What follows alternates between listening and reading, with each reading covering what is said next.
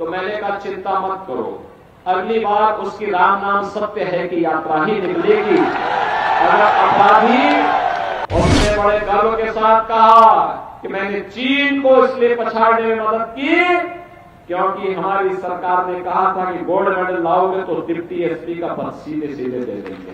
किराना के पलायन को जिन लोगों ने किराना वासियों को पलायन करने के लिए मजबूर किया था, हम लोगों ने उनको इस धरती से पलायन कर दिया। और क्या कहते हैं वहां तो सबके हैं। यही है इन लोगों का दोहरापन, ये दोहरा चरित्र है कांग्रेस, सपा और बसपा का। मेरी आप सबसे अपील होगी, प्रदीप चौधरी अगले 48 घंटे के लिए बन जाइए, मोदी जी का प्रतिनिधि बन जाइए, योगी जी का प्रतिनिधि बन जाइए, घर घर चले जाइए। आज के इस कार्यक्रम में उपस्थित लोकप्रिय प्रत्याशी और आपके सांसद प्रदीप चौधरी जी, विधान परिषद सदस्य चौधरी वीरेंद्र सिंह जी, प्रदेश सरकार के पूर्व मंत्री श्री सुरेश राणा जी, किराना के महान सपूत के रूप में जिन्होंने इस पूरे क्षेत्र को विकास की धारा के साथ जोड़ा था, ऐसे महापुरुष की सुपुत्री श्रीमती मृगांका सिंह जी, बहनों और भाइयों, आज वासंतीय नवरात्रि की अष्टमी तिथि है। जगत जननी मां भगवती की पावन उपासना की तिथि। इस अवसर पर आप सबको मैं हृदय से बधाई देते हुए आपका अभिनंदन करता हूं। के बाद मुझे लगभग 10-11 वर्ष की एक बालिका मिली, उस परिवार में बैठा था। मैंने उससे पूछा, मैंने कहा कहां पढ़ती हो? उसने कहा यही स्कूल में पढ़ती हूं। मैंने कहा कोई डर तो नहीं लगता?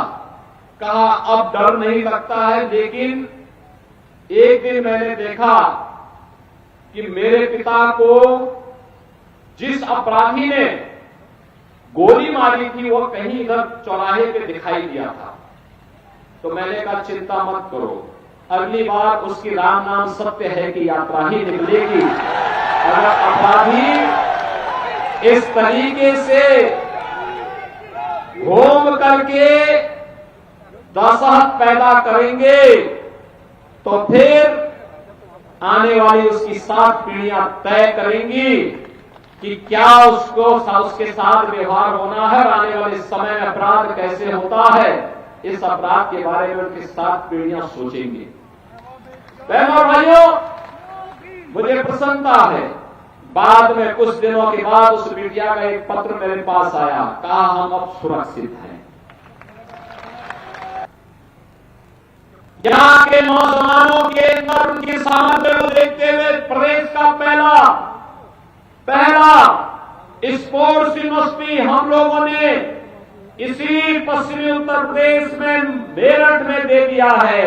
हमारा यहाँ का नौजवान पारुल चौधरी जैसी बेटी जब ओलंपिक में पदक जीतती है, गोल्ड मेडल जीतती है, तो बहनों और भाइयों, उसने बड़े गर्व के साथ कहा कि मैंने चीन को इसलिए पछाड़ने में मदद की क्योंकि हमारी सरकार ने कहा था कि गोल्ड मेडल लाओगे तो डिप्टी एसपी का पद सीधे सीधे दे देंगे, और हमने उनको नियुक्ति पत्र भी दे दिया। हमारा अन्नदाता किसान अब तक 2.5 लाख करोड़ रुपए का गन्ना मूल्य का भुगतान हम लोगों ने किसानों को किया। शामली की 2-3 चीनी मिलों में समस्या है और मैंने कह दिया है पाई चुकता नहीं तो चीनी मिल का मालिक किसान को हम बना देंगे। एक पाई का चुकता होगा। और इसलिए बहनों भाइयों, विश्वास करिए,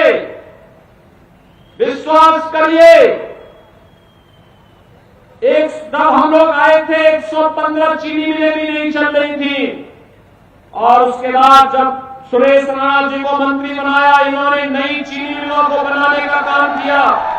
120 चीनी मिलें आज के दिन पे चल रही हैं।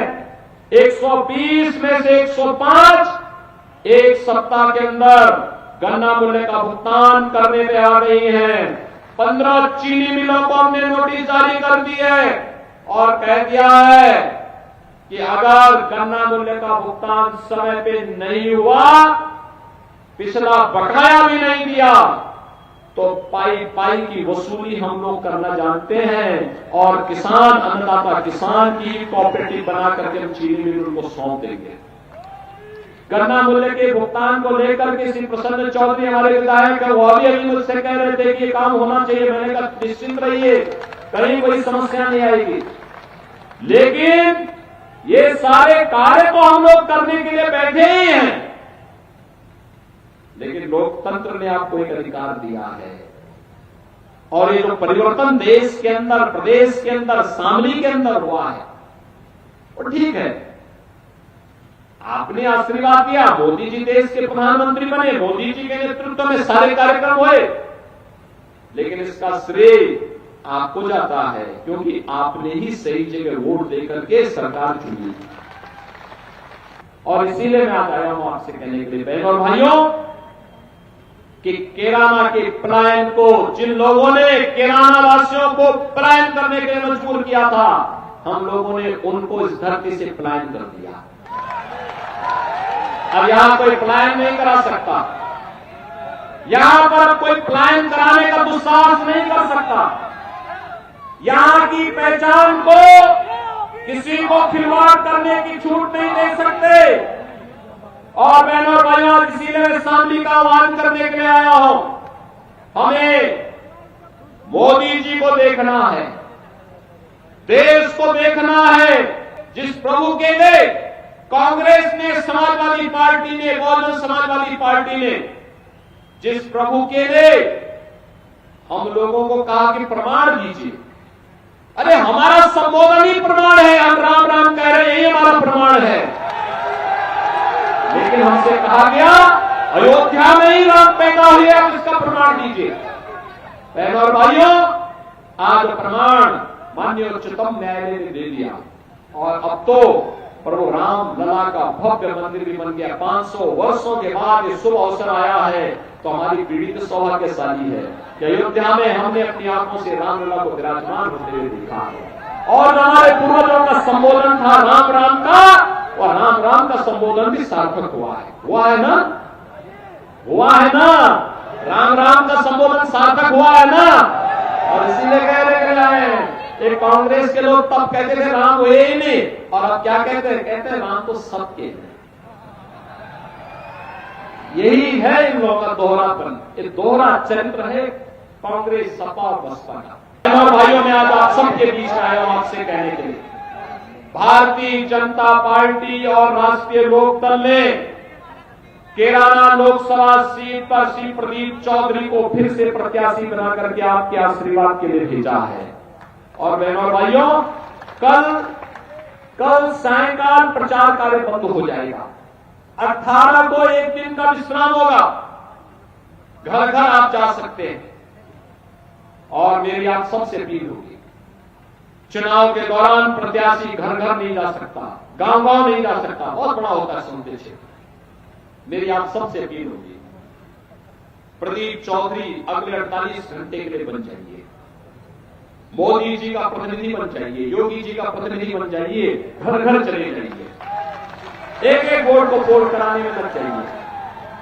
लगेंगे कमल चुनाव चिन्ह पर भारतीय जनता पार्टी वोट दिलवाएंगे, कैराना में फिर से कमल लहराएंगे। सभी लोग सहमत हैं? तो बहनों और भाइयों, चुनाव के बाद फिर हम लोग यहां अवश्य आएंगे, और इसलिए मेरे साथ आप सभी लोग बोलेंगे, भारत माता की, भारत माता की, भारत माता की।